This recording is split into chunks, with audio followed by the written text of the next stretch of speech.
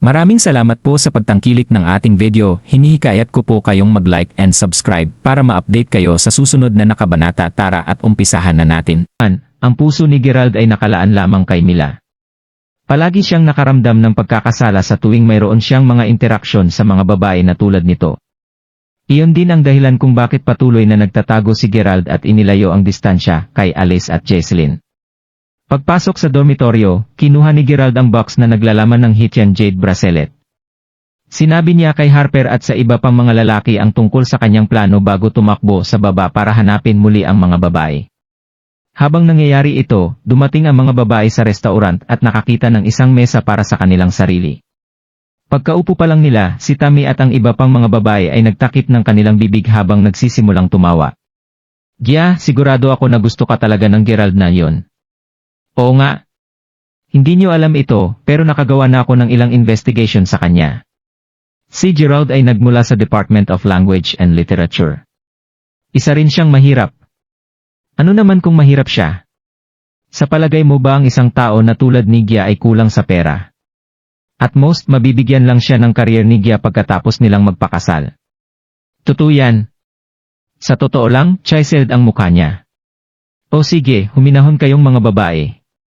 Anong pinagsasabi niyo? Ano ang ibig mong sabihin na pagkatapos ikasal? Si Gerald ay medyo disente at matapat na tao. Mabuti kung gusto mong makipagbiro sa akin, pero huwag mo siyang tuksuhin ng ganito sa susunod. Hindi mahalaga kung paano mo ito isipin, tinulungan na ako ni Gerald ng isang beses. Sabi ni Gia sabay buntong hininga. Hindi niya matiis ang kanyang grupo ng mga kapatid na babae minsan. Madalas silang nag-uusap ng ganito at madalas ay nasasabik sila at nagiging madalas na sumobra ang mga dila nila. Pero Gia, hindi ka pa na-in-love dati, di ba? Ayaw mo bang na maranasan kung ano ang pakiramdam sa isang relasyon? Tanong ni Tammy. Ano naman kung hindi pa ako nakipagdate dati? Wala talaga akong nakitang kahanga-hanga sa tulad niyong mga babae, sagot ni Gia na may pilit na ngiti sa kanyang mukha. Gia, nagkataon nga naman. Mag-breakfast din kayo dito. Sa isang saglit, isang batang lalaki ang lumapit sa kanila habang nag-uusap sila. Ang kanyang mga mata ay kuminang kaagad sa sandaling nakita niya si Gia, ang kanyang grupo. Sa kanyang mga kamay, ay isang napakagandang gift box. Oo nga, talagang isang pagkakataon, Jacob. Bakit ka nandito? Sabi ni Tammy nang nakangiti habang kumakaway. Ang kanyang tono ay naging isang malambing na tono. Ang lalaki na nasa harap nila ay si Jacob. Ang humila kay Gerald palayo kay Gia kamakalawa sa infirmary. Sa totoo lang, ang pinansyal na background ng kanyang pamilya ay mas napakahusay. Nagmamay-ari sila ng kanilang sariling kumpanya, makapangyarihan sila. Dahil dito, nagmamaneho si Jacob ng isang bumupito series na nagkakahalaga ng higit sa $121,000. Iyon ang dahilan kung bakit mataas ang tingin sa kanya ni Tammy at ng iba pang mga babae. Kung tutuusin, ang sinumang babae na ikakasal kay Jacob ay tiyak na magiging masaya sa isang napakaganda at matatag na buhay. Matagal nang sinusubukan ni Jacob na makuha ang pagmamahal ni Gia ngayon, ngunit wala siyang nararamdamang para sa kanya. Anong pinagtatawanan niyo? Nagkataon lang na iniisip kong hanapin din si Gia. Isang pagkakataon na nakita kita habang iniisip pa lang kita. Nakangiting sinabi ni Jacob habang komportable siyang nakaupo sa upuan na una nang nakalaan kay Gerald.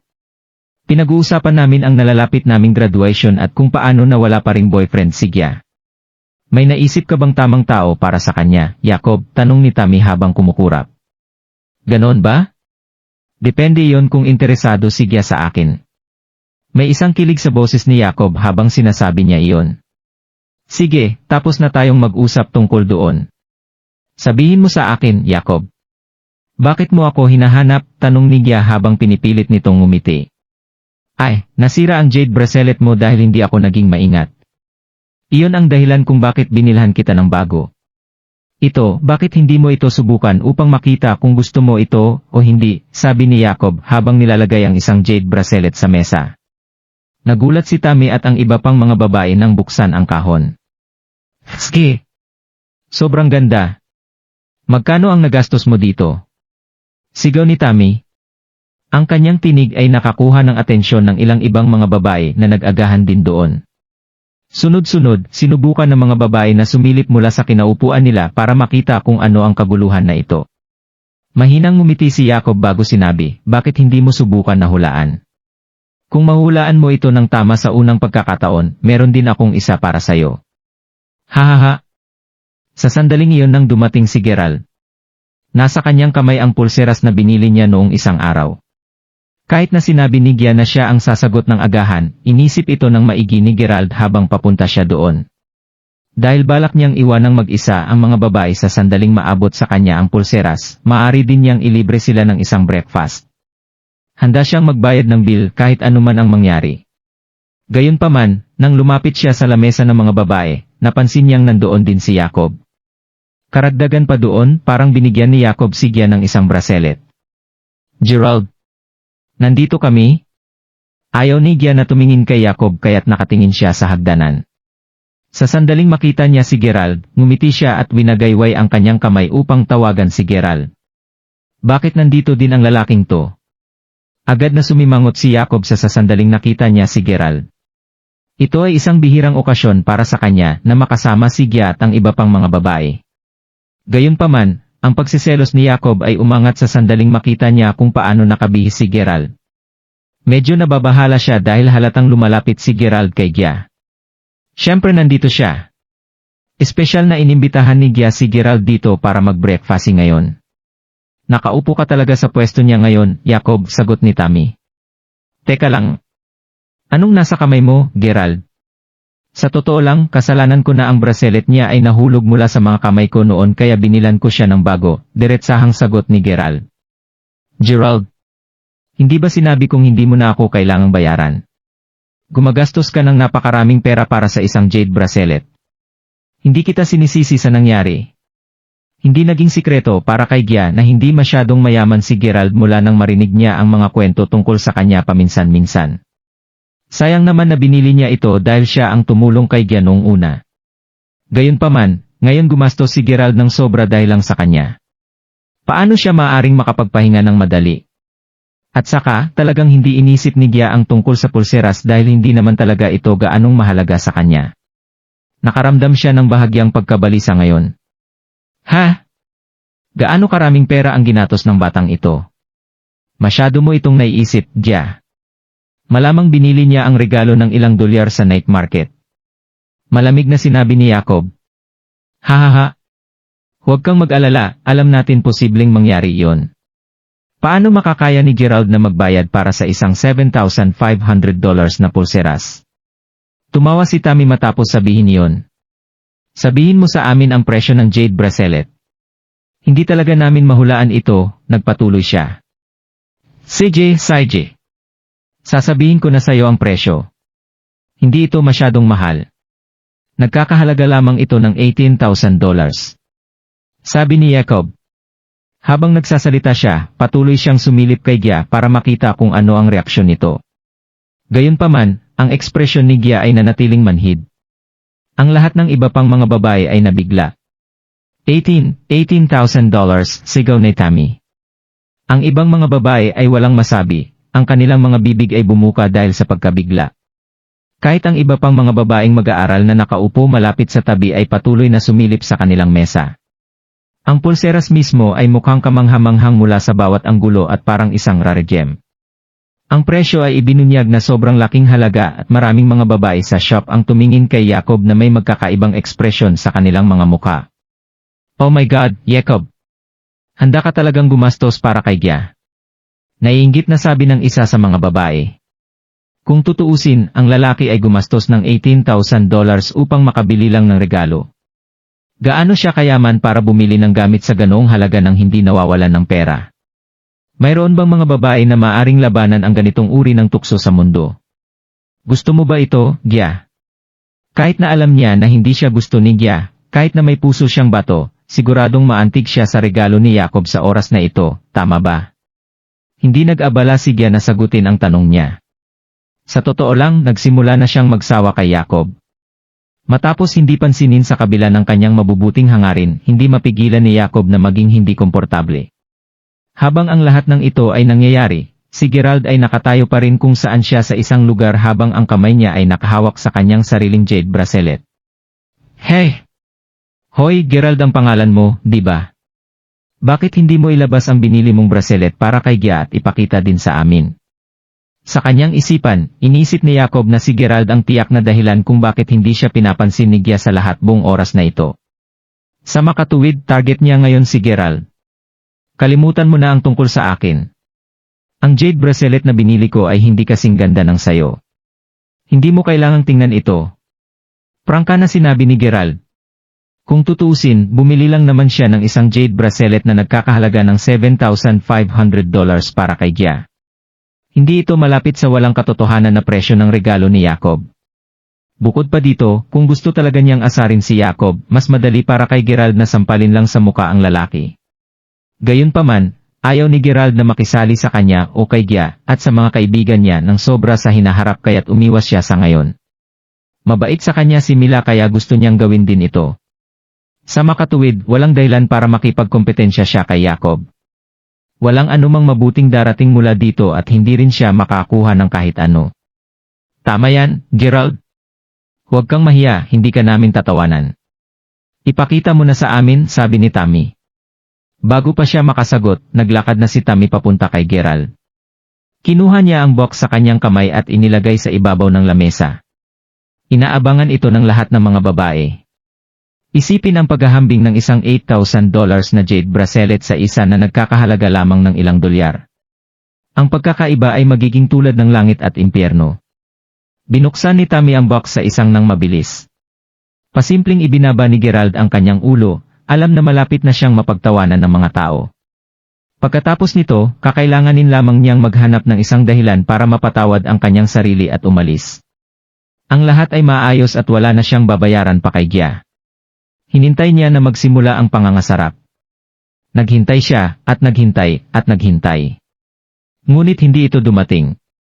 Kahit si Tammy o si Jacob ay hindi nangangasar sa kanya. Sumilip siya para makita kung bakit ang tagal nila. Nakita niya si Tammy na nakatitig sa kanyang jade bracelet na may isang matinding gulat sa mukha nito. Gerald, ito ang pulseras na ito. Binili mo ang jade bracelet na ito, nauutal na sinabi ni Tammy nang tuluyang makaipon ng lakas na magsalita. Ang ibang mga babae ay wala pa rin masabi, ang kanilang mga bibig ay naiwang nakabukas at walang imik. Ski! Iyon ang Dragon Jade Bracelet. Nakita ko ang bagay na ito sa online at nabili ito ng humigit kumulang $30,000. Narinig ko rin ang tungkol dito. Maari ba itong maging isang high-grade na Peking Jade Bracelet? Gusto kong maniwala pero ang kulay. Parang masyadong makatotohanan para maging imitasyon lang. Ano ang ibig mong sabihin na high-grade imitation? Napakadali na patunayan ito mula sa isang peki kaya imposible na pekin ito. Totoo yan. Oh my God! Ang jade bracelet ni Gerald ay nagkakahalaga ng $30,000. Ang mga babae ay hindi talaga nakakita at nakahawak sa aktwal na produkto sa sandaling iyon, hindi sila maniniwala sa pahayag na iyon kahit na binayaran nila ang kanilang buhay. Gayunpaman, ito na iyon. Ang Dragon Jade Bracelet ay nasa kanilang mga kamay. Nabigla din si Gerald at naramdaman niya ang malamig na pawis na nagsimulang tumulo mula sa noo niya. Ski! Mali ang nakuha niyang box kaninang umaga. Kahit na magkatulad ang dalawang kahon, minarkahan ito ni Gerald ng mga number 7 at 32 para maging magkaiba sila. Tiniyak niyang suriin na hawak niya ang mas murang kahon ng pulseras bago siya umalis kasama nito, kaya ano ang ginagawa dito ng $32,000 na Dragon Jade Bracelet? Pita! Galit na pumintig ang puso ni Gerald. Ang ibang tao doon ay nabigla rin. Kahit na ang mga nakapaligid na babaeng mag-aaral na customer ay bumaba sa kanilang mga upuan at nagtipon sa kanilang mesa sa puntong ito. Tingnan ko, sabi ni Gia habang malambing niyang kinuha ang jade bracelet mula sa mga kamay ni Tammy. Matapos itong suriing mabuti, tiningnan ni Gia si Gerald na may hindi makapaniwalang mukha. Ito ang totoong deal. Ito ay tunay na jade bracelet. Gerald, binili mo ba ito? Walang ideya si Gerald kung paano siya sagutin. Habang nangyayari ang lahat ng ito, ang mukha ni Jacob ay naging kasing pula ng kamatis. Ang kanyang pisngi ay namula ng parehong sorpresa at galit. Pakiramdam niya ay sinampal siya ng sobra sa mukha. Hehe! Naisip ko pa naman na ikaw ay isang matapat na tao. Isa ka lang sa mapagpanggap na tao, hindi ba? Sinasabi na ang iyong jade bracelet ay hindi kasing mahal ng sa akin. Kusa mong ginagawa ito upang lokohin ako, hindi ba? Kahit ang mga panunuya ni Jacob ay sinabi sa isang medyo nanginginig na boses. Hindi niya maiwasang makaramdam ng sobrang pagkabalisa sa kung paano siya tuluyang napahiya ngayon. Hindi ko sinasadya. Akala ko talaga mas mura ang akin kaysa sayo. Sino ang nakakaalam na mas mahal ito? Ang mga salitang iyon ay totoo dahil ayaw ni Gerald na ihambing ang kanyang pulseras kay Jacob noong una pa lang. Sa sandaling iyon, biglang naalala ni Gerald na hindi niya talaga hinawakan ang dalawang jade bracelet mula nang ibalik niya ito sa dormitoryo. May isang tao ay na hindi sinasadya o sadyang nilipat ang mga ito. Tatanungin niya si Harper at ang mga lalaki tungkol dito kapag siya ay bumalik. Narinig ni Jacob ang matapat na sagot ni Gerald kaya naramdaman niya na natanggap siya ng isang suntok sa tiyan sa oras na ito. Siya ay lampas na sa kahiyan sa puntong ito. Bilisan mo at sagutin mo kami, Gerald. Binili mo ba ang jade bracelet na ito? Lahat ng mga babae ay nakatingin kay Gerald ng may pag-asa. Ang kanilang mga mata ay may halong paghanga at pagkasabik. Ang jade bracelet na ito ay mula sa lola ko. Dahil wala na akong ibang kabayaran para kay Gia, ibinigay ko ito sa kanya sa halip. Pagsisinungaling ni Gerald. Oh my God! Gerald, hindi mo alam ang halaga ng bracelet na ito. Sigurado ka bang hindi ka magsisisi kung ibigay mo ito kay Gia ngayon? Sinasabi ko sa'yo ng seryoso na hindi pa huli ang lahat para magsisi ka ngayon, sabi ni Tammy nang maramdaman niya ang bigat sa dibdib na unti-unting umaangat. Pita! Muntikan na siyang mamatay sa takot ngayon lang. Kung talagang binili ni Gerald ang Dragon Jade bracelet na nagkakahalaga ng $32,000, maaari siyang maging isang low-key rich here. Hindi tulad ng karamihan sa iba pang mga babae, si Tammy ay hindi nakaramdam ng anumang inis kay Gerald. Gayunpaman, ito ay magiging sobrang nakakagulat at hindi makapaniwala kung ang isang mahirap na tulad ni Gerald ay biglang naging isang tagapagmana na mas mayaman pa kaysa sa kanilang lahat. Sa kabutihang palad, hindi iyon ang kaso. Hindi ko alam ang halaga ng Dragon Jade bracelet na ito pero alam ko na ngayon. Wala akong pinagsisihan. Tanggapin mo Iro, Gia, sagot ni Gerald habang maingat na itinulak ang box na may bracelet papunta kay Gia. Dahil nangyari na ang isang nakakahiyang bagay, maaari lamang gampanan ni Gerald ang pagsisinungaling niya. Kung sa bagay, hindi niya maaring ibalik ang naibigay na niya. Si Gia naman ay simpleng tinitigan si Gerald na nakabukas ang mga mata. Mahalaga ang pulseras. Maaari itong maging ang pinakamahalaga at pinakamahal na item sa pamilya ni Gerald. Ngunit narito siya, ibinibigay lamang ito kay Gia ng napakadali lang. Walang masabi si Gia. Para naman kay Jacob, pumutok ang singaw mula sa kanyang tainga. Sobra siyang napahiya ngayon lalo na't hindi niya inakala na mangyayari ito. Karagdagan pa doon, mas nakakahiya pa dahil nangyari ang lahat sa presensya ng babaeng gusto niya. Pakiramdam niya ay lalo lamang siyang magdadala ng kahihiyan sa kanyang sarili kung magpapatuloy siyang manatili doon. Matapos titigan ng masama si Gerald, tumayo si Jacob at humarurot bago umalis sa sobrang galit. Si Gerald mismo ay gusto na ring umalis. Sa lahat ng nangyari ngayon, ang kanyang pangunahing layunin na ibigay kay Gia ang pulseras ay nakumpleto na. Ayaw na niyang manatili pa para sa agahan.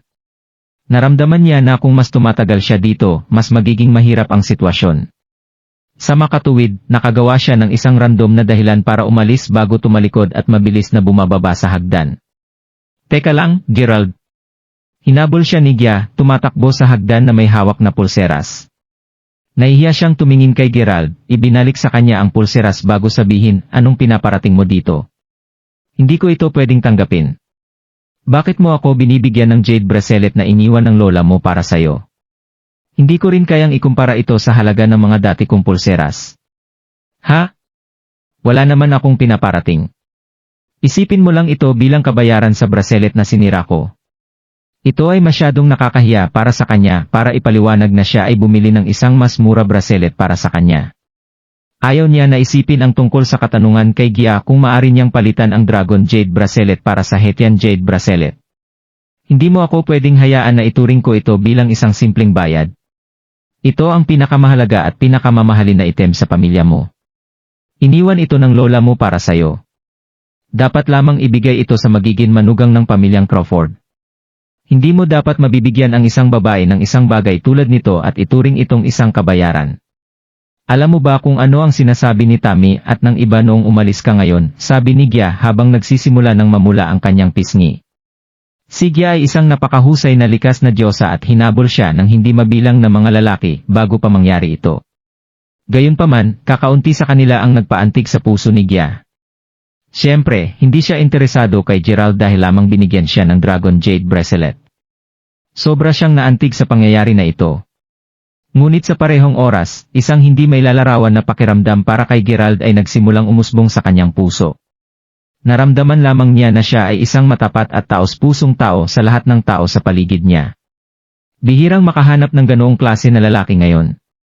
Nag-aaral siyang mabuti at masipag din. Sa wakas ay naintindihan niya na ito ay ang pakiramdam ng paghanga. Ang kanyang kadena ng saloobin ay nasira ng tanungin ni Gerald, ano ang sinabi ni Tammy at ng iba pa. Hindi ako alam, sabi ni Gia habang tumingin sa gilid sandali bago tumingin pabalik kay Gerald. Kahit ano pa yon, ito pa rin ay napakahalaga. Hindi ako papayag na tanggapin ito. Pinipilit ko na tanggapin mo ito. Kahit papaano, magtatapos na tayo sa lalong madaling panahon at sa sandaling magsimula muli ang paaralan, napakaunting mga tao ang magpapatuloy na manatili sa university. Natatakot ako na baka hindi ako magkaroon ng pagkakataong mabayaran ka ulit sa susunod, sagot ni Gerald na may mapait na ngiti sa labi. Puffed! Naaliw si Gia sa kanyang mga salita. Kung nagkataon, ikaw ba ang uri ng tao na ayaw na may utang siya sa iba, Gerald? Ako nga, sabi ni Gerald bago tumango. Well, Sage. Hawakan ko ang jade bracelet na ito sa ngayon. Ibabalik ko ito sa'yo kapag ikakasal ka na sa hinaharap, sagot ni Gia na may malaking ngiti sa kanyang labi. Sage. Hindi niya masyadong iniisip ito, naisip ni Gerald na ang bagay ay sa wakas ay nalutas sa oras na tinanggap ni Gia ang bracelet na jade. Sa makatuwid, hindi siya nakakita ng dahilan para manatili pa. Hoy! Hoy, Gerald! Hinabol ulit siya ni Gia. Alam mo, magiging mahirap para sa'yo na sabihin sa akin kapag ikakasal ka na. Bakit hindi tayo magpalitan ng contact information para maging madali sa atin na makausap ang isa't isa? Ay, Sage. I-add kita sa WeChat. Sigurado na ipapaalam ko sa'yo kung kailan ito mangyayari. Hindi na alam ni Gerald ang sasabihin niya. Hindi siya pwedeng tumanggi at lumingon para umalis. Hindi lang siya ganoong klaseng tao. Kung tutuusin, mapapahiya si Gia kung umalis siya nang hindi tinatanggap ang alok nito. Kaya nakisama na lang siya at idinagdag si Gia sa kanyang WeChat account. Siyempre, hindi ganong narcissistic si Gerald para maniwala na ang magandang diyosa ay magkakagusto sa kanya. Kahit na pagkatapos na idagdag siya sa WeChat, naramdaman niya na hindi pa rin sila masyadong nag-uusap sa bawat isa. Sinubukan niya ang makakaya niya na huwag mag-isip ng sobra tungkol dito. Sa sandaling tapos na ang palitan nila ng contact information, kinuha ni Gia ang pulseras sa kanya at naglakad ulit siya sa taas. Sa oras na iyon, marami sa mga babae ay nag-aalangan pa rin sa mga sinabi ni Gerald. Gia? Gia, ayaw niyang bawin ito. Tanong ng mga babae na may mga ngiti sa kanilang mga muka nang makita silang dahan-dahang bumalik sa kanilang mesa. Hahaha. Kita nyo, tama ang hula ko. In love sa'yo si Gerald, Gia. Binigyan kanya ng pinakamahalaga at mamahalin na bagay sa kanyang pamilya. Iyon lang ay sapat na para ipaliwanag ang lahat, sinabi ni Tammy. Tama yan. Hindi niyo napansin kanina, pero nakatingin si Gerald kay Gia na parang natatakot na tatanggihan niya ang regalo niya. Hoy, hoy! Dapat ninyong malaman lahat na ang ganitong uri ng jade bracelet ay karaniwang binibigay sa hinaharap na manugang ng isang pamilya. Hahaha! Ang bait talaga ng bata. Ang mga babae ay nagpatuloy na masayang nakipag-usap sa kanilang sarili. Sige na girls, kumalma na kayo. Hindi tulad ng inaakala nyo ang tunay na pagkatao ni Gerald. Hindi siya isang taong tuso o may masamang intensyon. Sa totoo lang, umaasa ako na kayong mga babae ay titigil na sa pangangasar sa kanya sa susunod, sabi ni Gia na may bahagyang pilit ng ngiti sa labi. Oh? Pinagtatanggol mo si Gerald. Gia, huwag mong sabihin sa akin na, sabi ni Tammy habang kumilos siya ng isang sorpresa habang nakatingin kay Gia. Kung lalabas pa ang kalokohan sa bibig mo, bibili ako ang 3 trays ng buns para ipasak sa bibig mo. Tumawa sa sinabi niya ang mga dalaga at nagpatuloy sa pakikipag-chat. Si Gerald naman ay hindi na makabalik sa library. Pagdating niya doon, puno na ito ng mga tao. Wala na siyang makita kahit saan siya pumunta, nagbuntong hininga siya bago bumalik sa kanyang dormitoryo upang mag-aral. Plano niyang lumabas para magtanghalian kasama si Harper at ang iba pa nilang kaibigan. Hindi inaasahan, nakatanggap siya ng isang message sa WeChat mula kay Gia. Gerald, saang cafeteria kakakain mamayang lunch? Tanong niya. Depende sa desisyon ng mga roommates ko. Sabay kaming kakain sa labas. Bakit? Sagot ni Gerald, medyo nagulat sa message na ito. Oh? Sasabay kang kumain sa kanila. Plano ko sana na yayain kang mag-lunch. Kung sa bagay, 2 beses mo na akong tinulungan ngayon. 2 beses. Napakamot sa likod ng ulo si Gerald at medyo naguguluhan siya. Oh? Dinala mo ako sa infirmary noong isang araw, at ngayon, tinulungan mo akong paalisin ang nakakainis na Jacob na iyon. Hahaha. Siguro nahihiya siya ngayon. Matagal na akong naghihintay na lubayan ako, at sa wakas ay magkakaroon ako ng kaunting kapayapaan. Well, hindi siya masamang tao. Sa palagay ko gusto kanya ng sobra. Sabi ni Gerald. Anong ipinahiwatig mo? Sinasabi mo ba na dapat akong maging girlfriend niya? Binibigyan mo ba kami ng blessing mo? Hindi ko sinasadya na sabihin yon. Wala rin kwenta kahit na ganoon ang sinasabi mo. Ayokong makasama ang isang tao na hindi ko gusto. Nga pala, pupunta ako sa library mamayang tanghali para mag-aral. Magrereserba ako ng upuan para sayo. Bakit hindi ka sumama at mag-aral kasama ko mamaya? Pwede tayong maging study partner. Napatingin si Gerald sa screen ng kanyang cellphone. Hindi siya sigurado kung paano sumagot. Noong una, sigurado siyang hindi interesado sa kanya si Gia. Gayunpaman, hindi niya maiwasang makaramdam na parang nababaliw siya sa tuwing nasa paligid niya si Gia. Sa totoo lang, natakot siya na baka mahulog ang loob niya sa babaeng ito. Matapos itong pag-isipan ng matagal, naramdaman niyang mas makakabuti kung tumigil siya na gawin ang mga bagay na iyon. Sa makatuwid siya ay nagpasya na hindi sumagot sa lahat ng text niya. Bumaba siya saka kumain kasama si Harper at ang iba pa. Gayunpaman, hindi siya pumunta sa library nang matapos ang kanyang tanghalian. Nanatili siya sa kanyang dormitoryo para mag-aral. Mabilis na dumaan ang hapon. Bandang gabi, nagpadala sa kanya si Gia ng isa pang message. Bakit hindi ka dumating? Nagreserba ako ng isang magandang upuan para sayo, at naghihintay ako ng kalahating oras para sayo. May iba ka bang ginagawa? Pasensya na, napakaraming tao sa library kanina. Nag-aral na lang ako sa dormitory, sagot ni Gerald. Oh, naintindihan ko. Mula ngayon, pwede tayong pumunta sa library ng mas maaga. Kung sino man ang mauna ang magpapareserba ng upuan para sa bawat isa, tama ba? Sa totoo lang, may kailangan akong puntahan ngayon, kakausapin na lang kaya sa susunod. Itinapon ni Gerald ang kanyang cellphone matapos sumagot sa message ni Gia.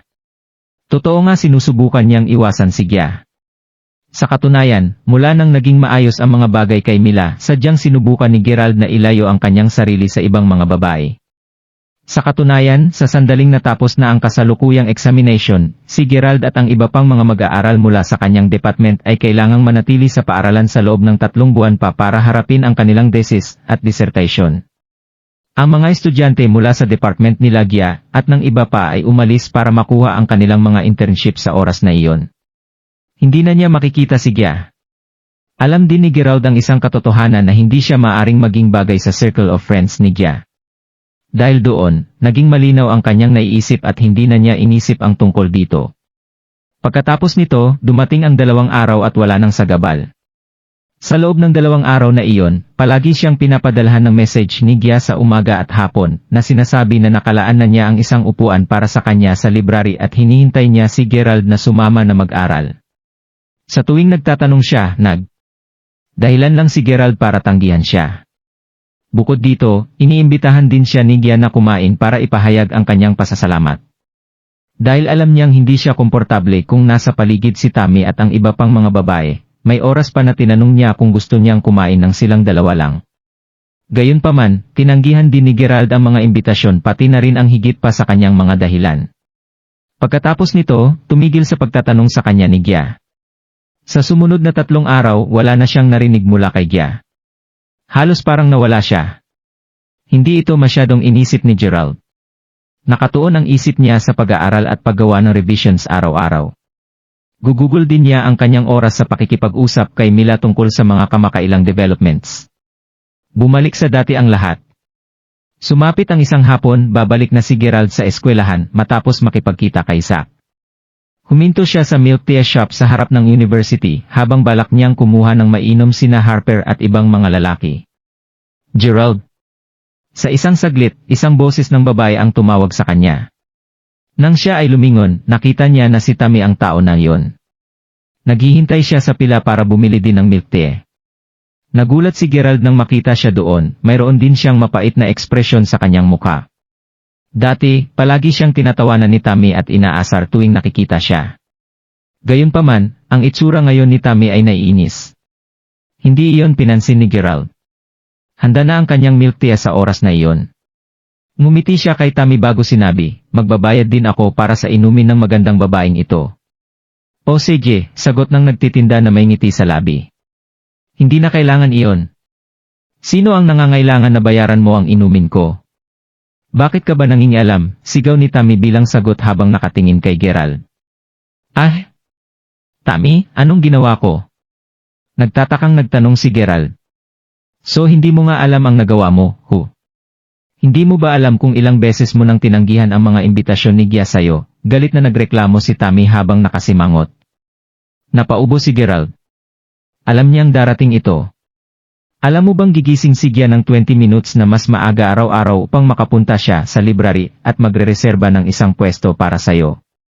Nang tanungin namin siya kung bakit, sinabi niya sa amin na sasali ka sa amin sa library park mag-aral ng magkakasama sa hinaharap. Pero hindi ka dumating. Wala ka man lang sinabi sa kanya. Kahit na iniimbita kanyang mag-aral sa hapon, palagi siyang nagdadala ng mga prutas at sinasabihan ka na niya tungkol sa group study. Pero syempre hindi ka pumunta. Ginawa mo ito kay Gia ng 2 magkakasunod na araw. Kasama na doon ang mga oras na sinubukan ka ni Gia na imbitahan ka para kumain. Takot na takot siya na hindi ka sanay kumain sa labas, na nag-order at nag-book din siya ng pagkain para sayo mula sa cafeteria. Gusto ka lang niyang kumain ng tanghalian at hindi na kami sumama sa kanya dahil natatakot siya na masusungitan ka namin. Kahit pa ganoon, tinanggihan mo pa ring tanggapin ang kanyang imbitasyon. Bakit ka nagtatago? Bakit hindi ka maging isang lalaki? Kailangan kong sabihin na si Gia ay may gusto sa'yo, kahit na hindi namin alam kung bakit pero talagang sinaktan mo siya. Sabi ni Tammy. Agad na nagsisi si Gerald pagkatapos makinig sa kanya, sapagkat sa katunayan ay inimbitahan siya ni Gia ng maraming beses, ngunit palagi niyang tinanggihan ang alok nito. Naisip ni Gerald na si Gia ay naging mabait lamang, ngunit hindi niya alam na naging seryoso siya kay Gerald at bumili ng pagkain habang hinihintay siya sa kantin. Sobra ang pagkakasala ni Gerald sa kanya. Alam mo ba kung ano ang sinabi ni Gia tungkol sayo? Ano? Iniisip ni Gia na ikaw ay isang mabait at matapat na tao. Iniisip din niya na ikaw ay napakakuti at talagang gugustuhin niyang maging kaibigan ka. Manloloko ka lang pala. Si Gia ay nagkakaproblema at nandito ka bumibili ng inumin para sa mga magagandang babae. Ni wala kang pakialam kahit kaunti tungkol kay Gia. Mali talaga siya tungkol sayo. Agad na gumaan ang pakiramdam ni Tammy matapos ilabas ang kanyang emosyon kay Gerald. Gulat na gulat si Gerald. Si Gia ay may problema? Hindi si Gia ang mama niya. Ang nanay niya ay nagkasakit ng sobra.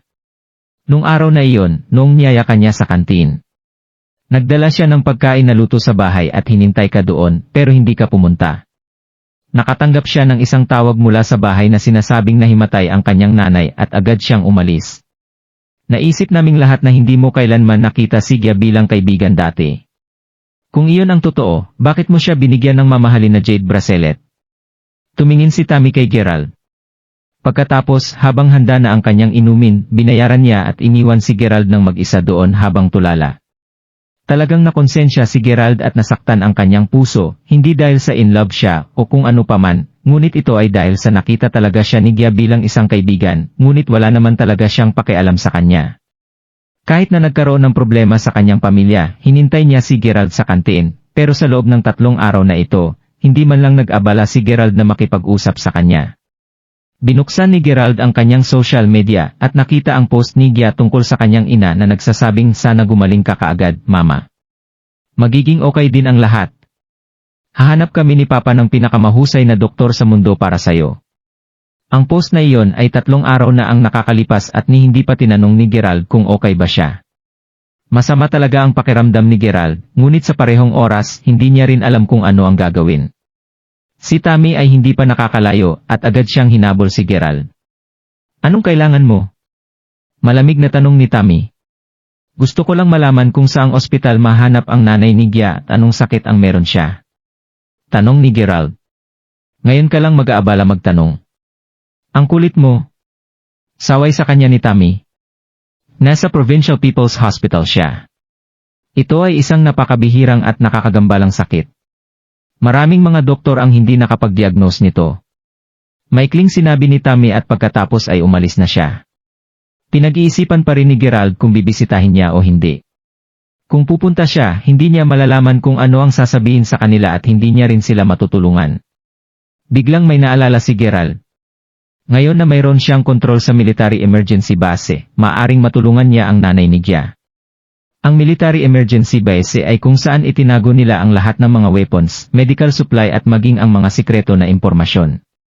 Ayon kay McKendall, ito ang pinakamakapangyarihang mapagkukunan ng mundo, at siguro, ang mga medical informasyon na hawak nila ay maaaring makatulong kay Gia. Agad na tumawag si Gerald kay Drake. Mark Crawford. Nasa military base ako. Ano ang iuutos mo? Si Drake at Tyson ay naging mga bodyguard ni Gerald, ngunit hindi nila kailangang sundin siya sa loob ng 24 hours, at sa makatuwid, inatasan niya sila sa pamamahala ng military base. Kaya bang makatulong ng mga resources sa military base na masuri ang mga hindi kilalang sakit? Tanong ni Gerald. Siyempre. Ang medical department sa military base ay may kasamang mga pinakamahusay na doktor sa lahat ng larangan. Nagagamot nila ang karamihan sa mga sakit. Ano ang kailangan mo, Mark Crawford? May isang pasyente na ang pangalan ng anak na babae ay Gia sa Provincial People's Hospital. Isa siyang estudyante sa Mayberry University. Pakihanap ito at ipadala ang pinakamahusay na mga doktor. Yes, Mark Crawford. Binaba na ni Gerald ang tawag.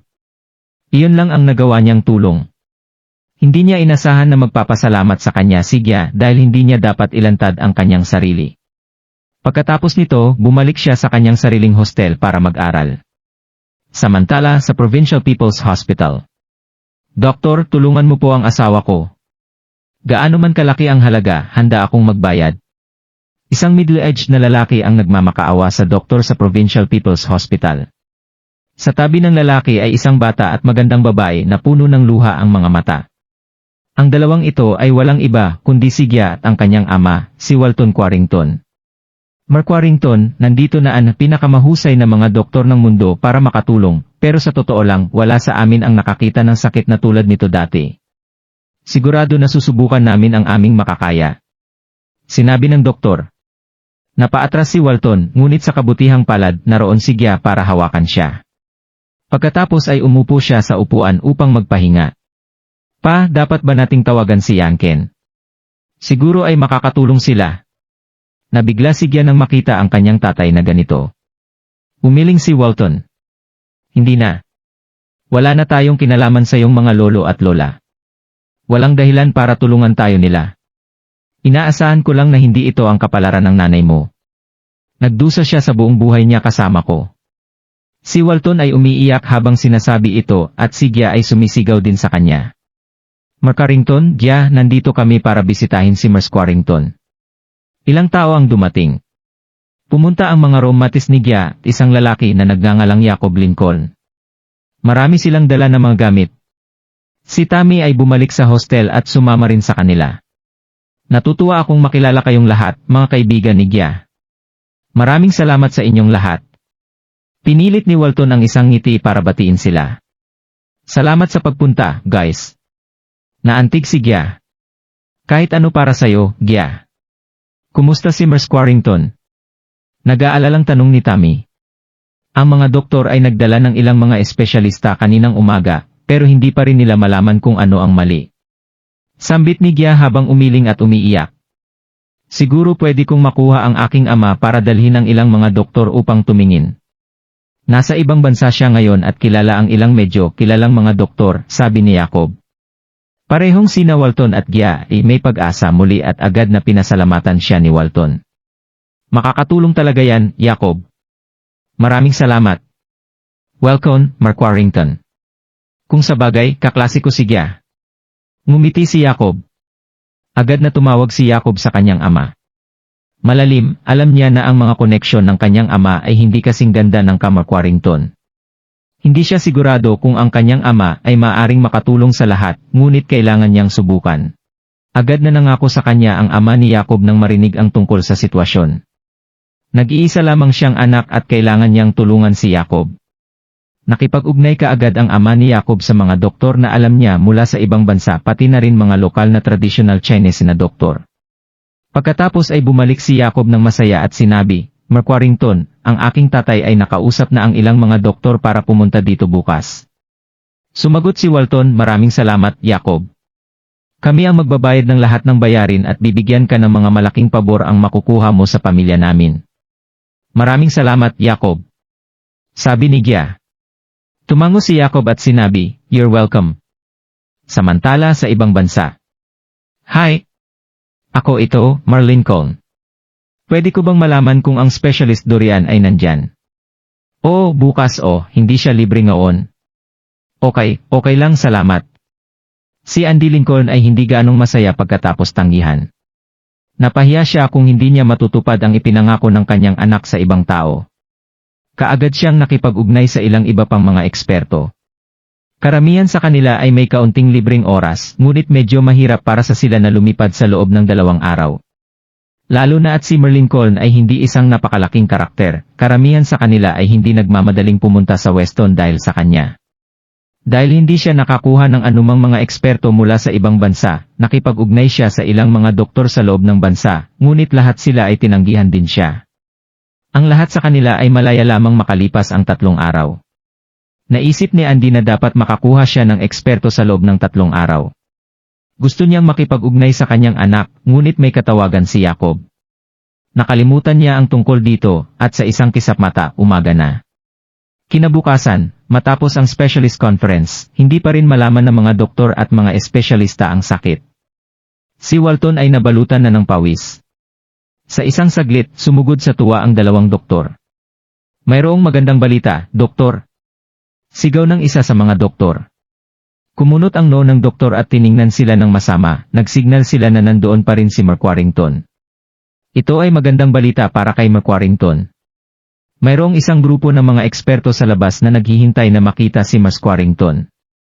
Mayroong hindi bababa sa 10 sa kanila mula sa buong mundo. Ang ilan sa kanila ay sikat na mga eksperto tulad ni Dr. Eden mula Sam Country at Dr. Zachary. Dumating na silang lahat. Ano? Ang head doctor at ang eksperto ay gulat na gulat. Nagulat din si Gia at Walton. Si Tammy, Jacob at ang iba pa ay nasa paligid din. Si Tammy at ang iba pa ay gulat na napatingin kay Jacob. Namangha silang lahat sa kanya. Hindi nila inakala na maaring magdala si Jacob ng sinumang sikat na dalubhasa dahil malinaw silang lahat tungkol sa katayuan ng pamilya ni Jacob. Kahit na ang kanyang pamilya ay may mataas na status, hindi ito kasing galing ng Quarringtons. Naisip nilang lahat na kung si Mar Quarrington mismo ay wala nang magagawa pa, paano magagawa ni Jacob ang mga ito? Gayunpaman, ang ama ni Jacob ay nagawang magdala ng maraming mga eksperto.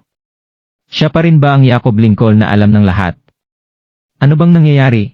Matapos marinig ang tungkol sa sitwasyon, ang mga espesyalista ay pumasok sa ward. Hindi sila sinubukan na pigilan ng head doctor. Ang lahat ng mga eksperto na ito ay ang pinakadakila sa kanilang panahon. Lumabas lamang sila paglipas ng 3.5 oras. Sinabi ng eksperto sa ospital na ang pasyente ay gumaling mula sa sakit, at kailangan lang niyang magpahinga ng maayos. Mangyaring manatili para sa interview, mga doktor. Agad na sinabi sa kanila ng head doctor na manatili. Ang espesyalista ay hindi nag-abala tungkol sa kanya at lumabas ito ng ospital. Nagsasabi sila ng totoo, doktor. Ang pasyente ay talagang gumaling na. Tuwang-tuwa na sinabi ng isa sa mga doktor na namamahala.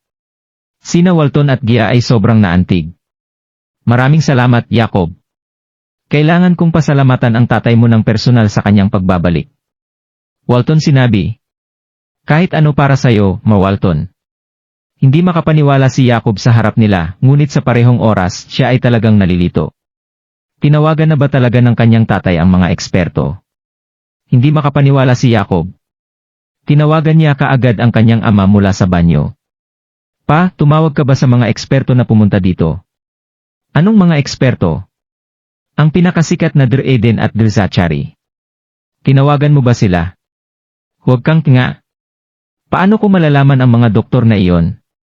Tumawag lamang ako ng ilang mga ordinaryong eksperto sa loob ng bansa. Huwag kang masyadong magmalaki, anak. Agad na nadismaya si Jacob.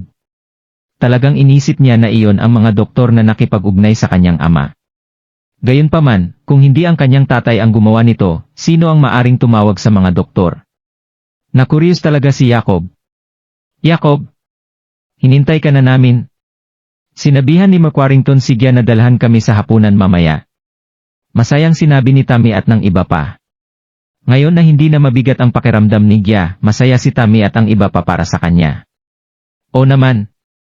Wala naman talaga akong nagawa. Tumawag lang sa ilang mga doktor. Sabi ni Jacob. Dahil naisip ng lahat na si Jacob ang tumulong sa mga Quarrington, mas mabuti ang ugali ni Gia sa kanya. Hindi masabi sa kanila ni Jacob ang totoo. Kung tutuusin, ito ang pinakamahusay na oras upang mahulog sa kanya si Gia. Masaya ang usapan ng lahat sa labas ng ward. Samantala, sa ward, ayaw gisingin ni Gia ang kanyang nanay at tinawag siya ng kanyang ama sa isang gilid. Gia? Napansin ko na hindi ka masyadong malapit kay Jacob pero sa palagay ko gusto ka niya. Dahil lahat kayo ay nagtatapos na at ang mga Lincoln ay gumagaling na. Tinulungan pa nila tayo. Pa? Anong pinagsasabi mo? Sigaw ni Gia. Sinasabi ko lang na dapat mong tratuhin ng mas mabuti si Jacob. Nakatulong siya sa maraming problema natin, sinabi ni Walton. Naisip ni Gia kung ano ang nangyari at siya ay nalito. Pero pa, sa palagay mo hindi ba kakaiba ito? Anong kakaiba? Nagpatuloy si Gia, alam mo ang mga Lincoln. At maging totoo tayo, ang mga eksperto na nagligtas kay Mama ay tila talagang propesyonal. Naisab nila si Mama pero hindi sila humiling ng kapalit. Ni hindi sila nakipag-usap sa atin. Sa tingin ko mukhang hindi nila kilala si Jacob. Ito ay tulad ng kung dumating sila dito na may isang misyon at hindi personal na naimbitahan para pagalingin si Mama. Tumango si Walton. Tama ka. Talagang kakaiba ang pakiramdam, pero si Jacob lang ang tumawag sa kanyang ama para magdala ng mga eksperto para matulungan tayo. Walang ibang tao na nandito para tulungan tayo, gayon din si Yanken. Imposibleng magpadala sila ng tulong. Hindi ba tinawag ni Jacob ang kanyang tatay para i-verify ito ng mas maaga sa? Siguro may mga koneksyon ng kanyang tatay sa ibang bansa. Huwag mo masyadong isipin ito, Gia. Kinumbinsi ni Walton si Gia. Lumabas si Gia kasama si Jacob at ang iba pa. Gia, nakita ko si Gerald bago pumunta sa ospital. Sambit ni Tammy habang kumakain sila. Napahinto si Gia nang marinig ang pangalan ni Gerald. Ang kanyang mukha ay nagbago, ngunit ito ay halos isang pagpapahayag ng pagkabigo. Oh! Maingat na nagsalita si Gia. Naantig si Gia nang tulungan siya ni Gerald at binigyan pa siya ng isang bagay na napakahalaga sa kanya. May naramdaman siya para kay Gerald. Palagi niyang naiisip si Gerald tuwing siya ay may libreng oras. Naisip niya na cute talaga siya, pero alam niya na baka ayaw siya ni Gerald. Sa totoo lang gusto niyang makipagkaibigan sa kanya, ngunit nakakalungkot ang ginawa sa kanya ni Gerald. Anong ginawa na mahirap na magsasaka na iyon? Galit na sinabi ni Jacob. Ang lahat ay tumigil sa pagsasalita tungkol sa kanya pagkatapos nito, ngunit talagang nababagabag si Gia. Ano ang masama tungkol kay Gerald? Walang sino mang tao ang tumanggi kay Gia ng ganyan maliban kay Gerald. Nang malaman ni Gerald na ang nanay ni Gia ay gumaling na, agad na guminhawa ang loob niya at nagpatuloy ang kanyang buhay tulad ng dati. Sa gabing iyon, nagdala si Gerald ng ilang mga libro para bumalik sa library. Nakita niya ang isang babae sa labas ng library na tila naghihintay para sa isang tao. Natigilan si Gerald. Ang babaeng iyon ay si Gia. Tinaas ni Gia ang kanyang ulo at nakita si Gerald. Uy, Gia! Pupunta ka ba sa library para mag-aral? Gigil na tanong sa kanya ni Gerald. Hindi. Pumunta lang ako para magbalik ng ilang mga libro. Sabi ni Gia. Talagang may kasalanan si Gerald tungkol sa nangyari dati. Kumain ka na ba? Pwede kitang ilibre ng pagkain sa kantin. Narinig ko lang ang tungkol sa kung ano ang nangyari kay Mas Quarrington ngayon. Kumusta siya? Tanong ni Gerald. Medyo okay na siya ngayon, salamat sa pagtatanong. At saka, kumain na ako. Salamat sa alok mo pero makikipagkita ako sa mga kaibigan ko. Magalang na tumango si Gia. Nga pala, Gerald, tungkol sa bracelet na binigay mo sa akin dati. Naisip kong itago ito para sa'yo, pero hindi ako magaling na mag-ingat ng mga bagay-bagay at hindi maganda kung alam ng mga tao. Dapat kong ibalik ito sa'yo. Tungkol sa bracelet ko na sinira mo, okay na yon. Hindi mo kailangang magbayad. Kumuha si Gia ng isang pulseras mula sa kanyang bag at iniabot kay Gerald. Kasabay nito, isang Series 7 ng Porsche ang tumigil sa tabi nila. Binaba ni Jacob ang bintana at sumilip, isang pares ng singlases ang nakalagay sa kanyang mukha. Hi, Gia. Pasensya na at na-late ako ng 3 minuto. Saan tayo dapat pumunta para maghapunan ngayong gabi? Dapat pumili ka ng lugar. Kahit anong western restaurant ay pwede na, Jacob. Okay lang ako sa kahit ano. Ilang araw mo na akong sinamahan sa ospital at ikaw pa ang nagligtas sa nanay ko. Alam kong nilibre ko na kayo sa tanghalian ngayong hapon pero ako na din ang manlilibre sa restaurant. Ililibre kita. Naglakad si Gia papunta sa copilot seat ng nakangiti. Nagpatuloy si Gia, mayroong isang magandang pelikula na ipinapakita sa scene ngayong gabi din. Alis ba tayo para manood ng movie? O naman. Masayang sinabi ni Jacob.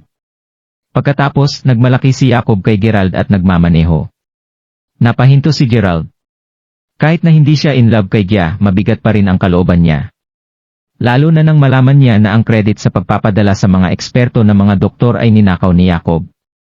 Malaki ang pasasalamat ni Gia para kay Jacob at dahil dito, naging malapit sila. Dapat ba siyang magsabi ng totoo kay Gia? Pero ngayon, ano ang point sa pagsasabi ng totoo? Si Gia ay magpasalamat sa kanya at muling magkaroon ng damdamin para sa kanya. Ang pangyayari sa pulseras ay natapos na, at si Jacob ay may nararamdaman kay Gia, habang si Gerald ay para kay Milana. Lahat ay dapat manatili sa ganoong paraan. Samantala, umalis si Gia sa university kasama si Jacob. Gia, saang restaurant ang gusto mong puntahan? Alam ko ang isang lugar malapit sa sinehan, pero syempre ikaw pa rin ang mamimili na sasabik si Jacob. Lalo pa siyang natuwa nang tinext siya ni Gia na sunduin siya. Huminto ka lang sa harapan. Tumingin si Gia mula sa likurang salamin at nabigo. Dito. Wala namang restaurant dito. Ayokong pumunta sa isang restaurant. Itigil ang sasakyan. Gusto ko nang umuwi. Hindi rin alam ni Gia kung ano ang mali sa kanya. Nakakailang makita ang ganoong ugali ni Gerald. Paano hindi maakit si Gerald sa isang babae na katulad ko? Hindi pa rin matanggap ni Gia ang katotohanan. Sinadya ni Gia na i-text si Jacob na sunduin siya para lang maipakita kay Gerald na hindi siya ganon kadali makuha. Ganyan ang mga babae. Hanggat interesado sila sa'yo, susubukan nila ang kanilang makakaya para makuha ang iyong pansin. Gayunpaman, hindi naintindihan ni Gerald ang mga bagay na tulad nito. Nang ibalik sa kanya ni Gia ang pulseras, umaasa siyang pipigilan siya ni Gerald, ngunit hindi niya ito ginawa. Binalik pa niya ang bracelet, at nang si Gia ay kinuha ng ibang lalaki, wala rin siyang sinabi. Naasar talaga si Gia kay Gerald. Paano pa rin niya gugustuhin na mag-dinner kasama si Jacob? Kaya talagang gusto niyang bumaba ng kotse. Napatulala si Jacob habang pinapanood si Gia na bumaba sa kanyang sasakyan at tumawag ng taxi. Naisip niya na may isang bagay na sinabi niya na ikinagalit ni Gia. Samantala, bumalik na si Gerald sa sarili niyang hostel. Nakita niya si Harper na naninigarilyo sa balkonahe habang napakamot siya ng ulo, na tila medyo nababagabag, at sinamahan siya ni Benjamin. Ano ang nangyayari, Harper? Naglakad si Gerald papunta sa kanila. Oh, bumalik ka na. Ito kasi yon, darating na ang mga examination at ang nanay ni Hailey ay darating sa Mayberry. Inaasahan pa nila na umalis ako kasama nila. Sinabi ni Hailey sa kanyang nanay ang tungkol sa amin at sinabi ng kanyang nanay na gusto niya akong makita. Ngumiti si Gerald. Hindi ba magandang bagay na makita ang mga magulang ng girlfriend mo? Dapat kang maging masaya. Paano naging magandang yon? Alam ko kung ano ang ibig sabihin ni Hailey nang sabihin niyang darating na ang kanyang nanay. Gusto niya akong maghanda ng isang lugar para sa kanyang ina, at kung masaya ang kanyang ina, baka purihin niya ako ng konti. Pero kung ang kanyang nanay ay hindi natuwa sa akin, baka matapos ang relasyon namin. Sobrang na naguluhan si Harper sa bagay na ito. Ngayon, mahirap na sa pagkakaroon ng relasyon ngayon. Matagal nang sinabi ng mga tao na ang mga biyenan ay ang pinakamahirap na mga nilalang sa mundo at maaring ito ay totoo. Kahit na ang pamilya ni Harper ay medyo mayaman, medyo mahirap sa kanya na makahanap ng magandang puntahan sa Mayberry. Hindi talaga alam ni Gerald kung paano siya tutulungan dahil naibenta na ang Mayberry Commercial Street at hindi na kanya ang Wayfair Mountain Entertainment. Siguro maaari niya siyang tulungan tulad ng kung paano niya tinulungan si Benjamin sa huling pagkakataon na bumisita siya.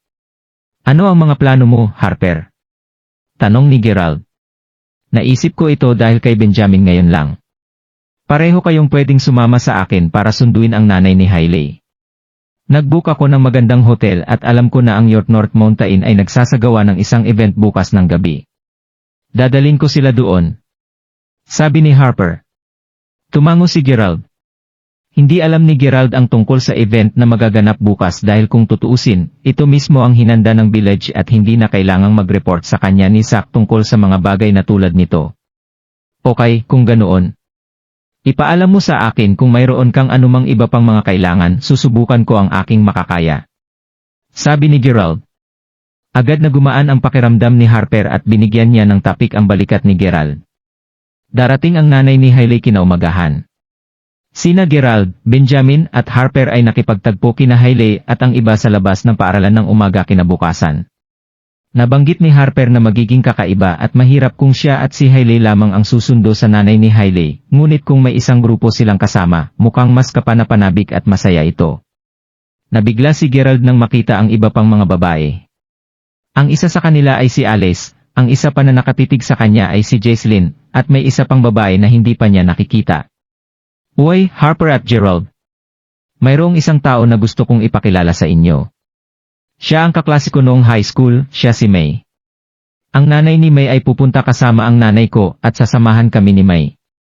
Sabi ni Hailey. Napakaganda ni May. Sigurado na alam niya kung paano magbihis kahit hindi siya kasing ganda ni Alice, ngunit kung ihahambing kay Jaislyn, tiyak na mas maganda siya. Masaya akong makilala, May. Parang nagkita na tayo dati. Sabi ni Harper. Dahan-dahang tumango si May at tinanong. Paano natin susunduin si Hailey at ang nanay ko? Tatawag kami ng Uber. Sagot ni Harper. Ano? Isang Uber? Wala kang kotse. Akala ko ang boyfriend ni Hailey ay magiging katulad ko rin. Ang minimum na kinakailangan ay magkaroon ng kotse. Mapahamak na sinabi ni May. Kahit na sina May at Hailey ay magkaibigan sa pagkabata, malinaw na hindi talaga sila nag-uusap sa university tulad ng nabanggit ni Harper na minsan lang sila nagkita. Wala silang magagawa dahil ang kanilang mga nanay ay magkasama na pupunta sa city at kailangan nilang sunduin sila ng sama-sama. Normal sa mga babae na ihambing kung ano ang mayroon sila sa bawat isa lalo na dahil mula sa isang maliit na lungsod para mag-aral sa isang malaking lungsod. Sa katunayan, ang mga roommate ni Hailey ay talagang maganda at lalong nagselos si May. Napakasungit niya sa kanyang mga sinabi. Si Harper ay hindi pa nakakabili ng kotse. Nakabili na ang boyfriend mo? Hindi masyadong masaya si Hailey, ngunit tinanong pa rin niya ito. Si May at Hailey ay parehong nagmula sa isang mas high-class na pamilya. Sa makatuwid, walang masyadong ikukumpara sa kanila pagdating sa financial na aspeto at si Hailey ay palaging mas mahusay sa kanyang pag-aaral kumpara sa May. Ngunit ngayong nasa university na sila, maraming mga bagay na maikukumpara. Oo, nakabili siya. Isang Audi A4 lang. Noong una, gusto niyang makakuha ng isang 7 Series Porsche dahil lahat ng kanyang mga kaibigan ang nagmamaneho nito, pero sinabi ko sa kanya na ang isang A4 ay maganda na. Nakompromiso lang siya dahil mahal na mahal niya ako. Nag-cross ang mga braso ni Marie habang tumingin siya kay Alice at sa iba pa, mukhang masaya siya. Si Jaislyn at ang iba pa ay walang pakialam talaga. Tumango si Hailey. Wow! Ang mga kaibigan ng boyfriend mo ay magaling. Siyempre. Medyo kakaiba ang mga kaibigan ni Harper, huwag na nating pag-usapan pa ito. Sabi ni May. Katatapos lang niyang magsalita, tumingin siya sa compound ng paaralan at nagulat. Ang boyfriend ko at ang kanyang mga kaibigan ay nandito. Isang kulay puti na Audi A4 ang huminto sa harap nila at binaba ang bintana. Ang isang stylish na binata ang bumaba sa sakyan. Jace, nandito ka na sa wakas. Nasaan ang mga kaibigan mo? Pinakiusapan ko muna sila na mag-book muna ng hotel.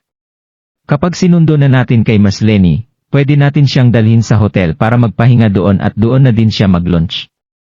Pagkatapos nito, lalabas ka mo para maglaro. Habang nagsasalita si Jace, napansin niya si Alice at Jaislyn na nakatayo sa likuran ni Hailey. Uy, ganda. Kayong mga babae ay kaibigan ni Hailey, tama ba? Kumusta na kayo? Tanong ni Jace. Kanina lang namin ito pinag-uusapan. Si Harper ay walang kotse, kaya balak nilang sunduin ang nanay ni Hailey gamit ang isang Uber. Sabi ni May. Paano kung sumunod sa akin ang mga babae sa kotse ko dahil kasya pa ang 3 tao doon? Gusto niyo bang sumali sa amin, girls? Nagtanong si Jace dahil nakita niya na talagang maganda sina Alice at Jaislyn at gusto niyang mapasaya sila. Gayunpaman, bago magsalita sina Hailey at ng iba pa, agad na tinanggihan ni May ang kanyang alok. Excuse me, pero saan upo ang nanay ko kung puno ang kotse?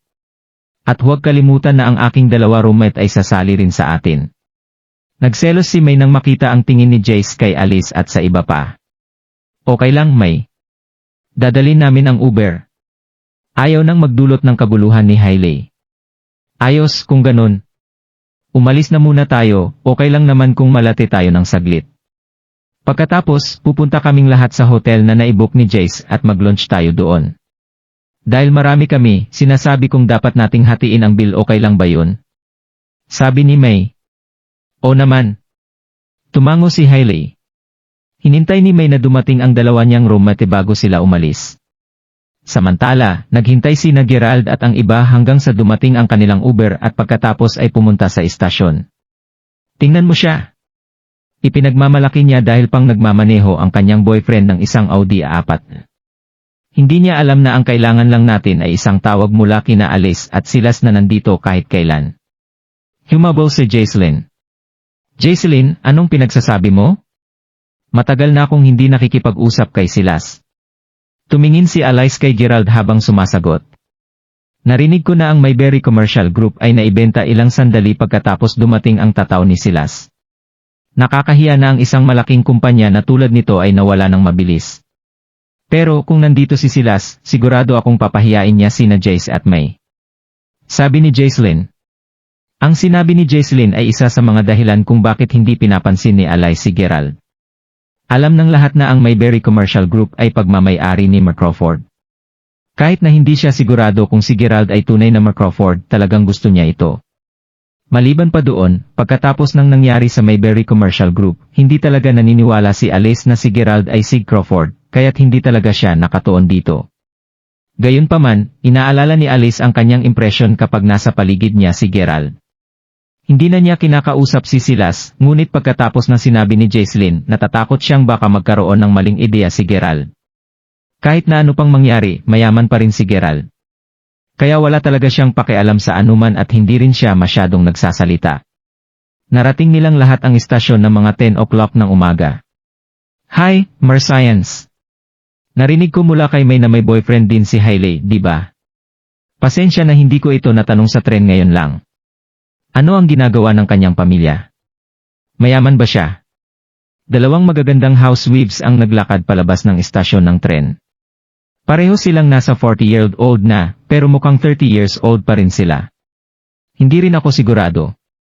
Wala masyadong sinabi sa akin ni Hailey at iyon ang dahilan kung bakit nandito ako. Pero mukhang okay naman siya.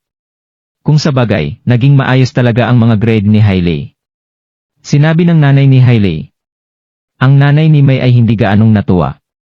Kahit na ang kasing ganda ni May si Hailey ay talagang magaling sa kanyang pag-aaral at meron siyang magandang personalidad. Si Hailey, sa katunayan, ay mas disente kaysa sa kanyang sariling anak na babae, na nangangahulugang ang boyfriend nito ay dapat na kasing galing niya rin. Alam ng nanay ni May na hindi ito maikukumpara. Tama ka? Ang boyfriend ni Hailey ay dapat na mas mahusay kaysa kay May. Ang anak kong babae ay hindi maikukumpara sa'yo, sabi ng nanay ni May. Sina May at Hailey ay naghihintay sa labas ng exit. Kumusta ang biyahe, ma? Hayaan mo akong ipakilala sa aking boyfriend, si Jace Warren. Masaya akong makilala ka, Marslene. Ako si Jace Warren, pwede mo akong tawaging Jace. Hayaan mo akong tulungan ka sa bagahe mo. Agad na kinuha ni Jace ang maleta.